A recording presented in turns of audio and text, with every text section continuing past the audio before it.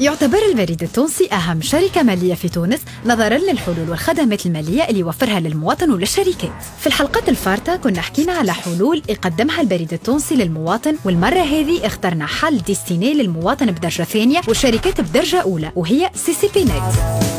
خدمة CCP Net هي خدمة مالية بنكية بريدية عن بعد، متوفرة على بوابة البريد التونسي اللي هو www.ccpnet.post.tn. هي خدمة سريعة سهلة مؤمنة، متوفرة 24/24 و7/7، وممكن المواطنين الكل ينفذوا لها الخدمة هذه عبر العالم كامل. الخدمة هذه موجهة في مرحلة أولى للشركات اللي تعمر دي فيغمون كبار، تنجم الشركة تقوم باستخلاص الأجور وإلا تخلص لي فورنيسور نتاعها وإلا الفاتورات. ينجم زاد الحريف العادي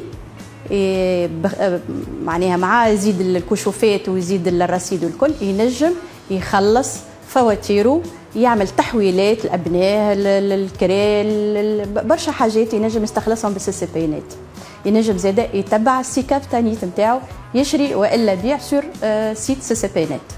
CCP Net هو السيت ويب يتبع البريد التونسي، يمكنك من انك تتمتع بالخدمات الماليه متاع البريد التونسي عن بعد، اما لازمك تكون مشترك، اي عندك ان لوجين والا مود باس باش تنجم تدخل للسيت. السيت هو عباره عن مكتب بريد فيرتويال، يعني في بلاصه ما تمشي للمكاتب وتشد الصف تدخل من دارك والا بتليفونك للسيت هذا اللي يمكنك من عده خدمات، اهمها كشف الحسابات، طلب دفتر شيكات، اون كارت دو بايمون، فيزا الكترون، استخلاص الفواتير، وتنجم تعمل دي فيغمون بمبالغ كبيره، يعني فيغمون سامبل en masse وإلا سالير من غير حتى ليميت على لي ترانزاكسيون. الخدمة ونظرا للفائدة الكبيرة والتسهيلات اللي تلقاهم الشركات هذه في استعمال CCP Net، سجلت لغاية 2016 أكثر من 28,000 منخرط، فيهم أكثر من 1400 شركة استنفع بالخدمات متاعها أكثر من 310,000 مستفيد من عمليات مالية وخاصة لي فيغمون بمجموع يقارب 4,000 مليار.